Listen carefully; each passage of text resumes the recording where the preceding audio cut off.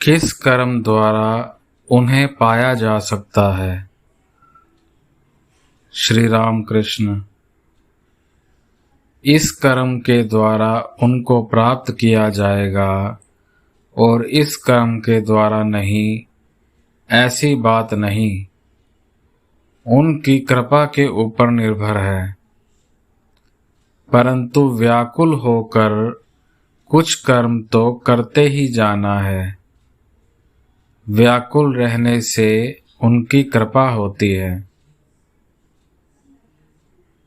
कोई एक सुयोग होना चाहिए। साधु संग, विवेक, सद्गुरु लाभ। हो सकता है किसी बड़े भाई ने गृहस्थ का भार ले लिया, या स्त्री ही विद्या शक्ति बड़ी धार्मिक है, या विवाह हुआ ही नहीं, गृहस्थ में भद ही नहीं हुआ। ऐसे सुयोग होने पर हो जाता है। किसी व्यक्ति के घर में कोई सख्त बीमार था, जाए जाए अवस्था।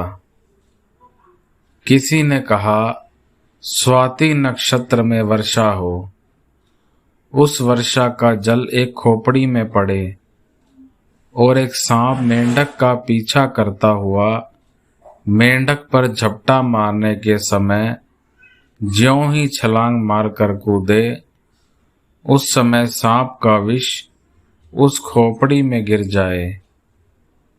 तब विष की दवा तैयार करके यदि रोगी को खिला सको तो रोगी बच सकता है। अब जिसके घर बीमारी थी, वह व्यक्ति दिन क्षण नक्षत्र देखकर घर से निकला और व्याकुल होकर ये सब खोजने लगा।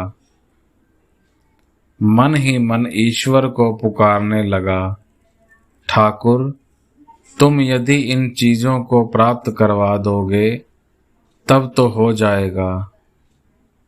इस प्रकार सोचते सोचते जाते हुए सचमुच ही उसने देखा, एक लाश के मस्तक की खोपड़ी पड़ी हुई है। देखते देखते एक बौछार वर्षा भी पड़ गई। तब वह व्यक्ति कहता है, हे गुरुदेव, मरे हुए के मस्तक की खोपड़ी भी मिल गई और फिर स्वाति नक्षत्र में वर्षा भी हो गई। इसी वर्षा का जल भी उस खोपड़ी में गिर गया है। अब कृपा करके और जो कुछ चीजें हैं उनको भी जुटा दो। वह व्यक्ति व्याकुल होकर सोचने लगा। उसी समय देखता है एक विषधर सांप आ रहा है।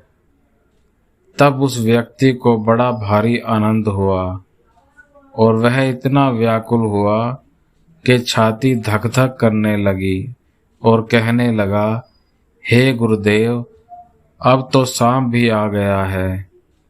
बहुत सी वस्तुएं तो जुट गई हैं और जो बाकी है कृपा करके जुटा दीजिए।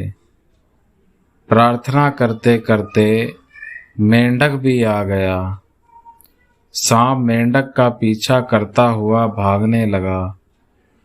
खोपड़ी के निकट आकर ज्यों ही झपटा मारने के लिए बढ़ा, मेंढक छलांग मारकर दूसरी ओर जा गिरा और सांप का विष झट उसी खोपड़ी के भीतर गिर गया। तब वह व्यक्ति आनंद में तालियां बजा बजाकर नाचने लगा। इसीलिए कहता हूँ, व्याकुलता होने पर सब हो जाता है।